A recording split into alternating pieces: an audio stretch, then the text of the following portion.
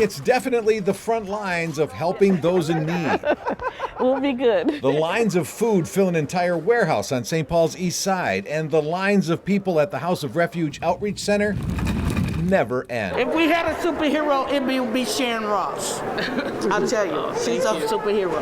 Thank you. Sharon Ross owns House of Refuge, and she says it feeds about 400 families and more than 3,000 children every week. And they're now bracing for a possible crisis. How do we continue to feed kids? Who's going to help us? How do we continue to go without any funding? Who do we turn to? Those questions now linger after the Minnesota Department of Education recently suspended funding for a nonprofit group called Partners in Quality Care. The same nonprofit that reimburses Sharon Ross for expenses at House of Refuge. And in just 2 months' time, you're about $1 million short. About $1 million short. I mean, livid is the better word.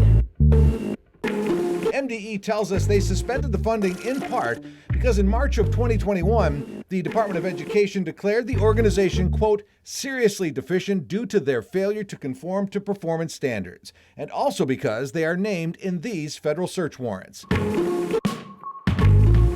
In the warrants, investigators allege misspending by another nonprofit called Feeding Our Future. Partners in Quality Care is not accused of any wrongdoing in those federal documents, but they were named in the warrants because they share some of the same vendors as Feeding Our Future. 3 weeks ago, an FBI raid focused on Feeding Our Future. Partners in Quality Care issued this statement to KSTP that says, in part, quote, Partners in Quality Care was not the subject of any of the searches conducted by law enforcement recently, and the agency has not been advised that it is under investigation. We are confident our agency is compliant with all laws and regulations and is a trustworthy steward of the public funds entrusted to it. As the FBI investigates Feeding Our Future and the state looks into alleged deficiencies at Partners in Quality Care, places like House of Refuge feel the current funding freeze as biting as this winter's chill. At some point, it comes to a halt of we can no longer purchase food, we can no longer provide. And then where do we send those 3,000 children?